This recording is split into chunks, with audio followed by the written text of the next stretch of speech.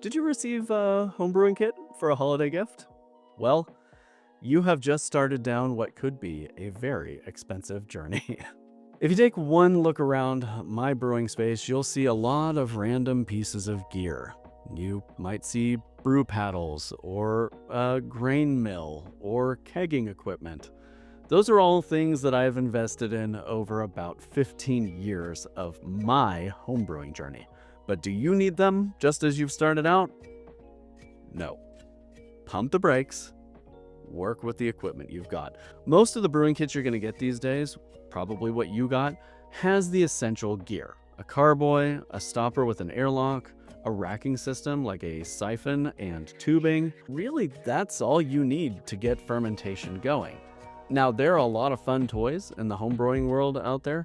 Kegs, nice stainless steel brew kettles, complex fermenters with little valves to get the yeast out from the bottom without having to even transfer it. Digital gear like the tilt hydrometer, digital scales, digital pH meters.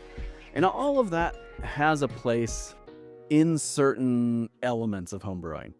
But on your first several batches, you're not going to need any of it. You're here to learn the basics. And so this is me telling you, go ahead, go on craftedbrew.com, fill up your cart with cool stuff, but don't necessarily hit that checkout button. Just pump the brakes and learn the basics. Because after 2 or 3 batches, especially if you're using our kits, you're going to have the information and knowledge that you need to better understand what upgrades you think you want to make. Maybe you've done some corking with a wing corker, one of those ones where you push down with your hands, and you've realized that that's not right for you. Invest in a floor corker. Or if you are done bottling beer altogether, maybe take a look at some kegging equipment. Getting some kegs, learning how to use a regulator and a tank and a manifold, and maybe building your own keezer or kegerator is a really fun deep dive into the homebrewing hobby. But if you're making a quick batch of cider or your first batch of pale ale, you're probably not going to need that advanced equipment just yet. Ask me how I know.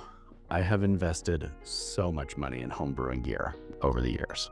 And really getting that technique down, getting your flow down, understanding the kinetics of fermentation without all of the excess gear around is just a much better kind of blinders on approach to learning how fermentation works before you start complicating it with other stuff. Good technique beats fancy gear every time.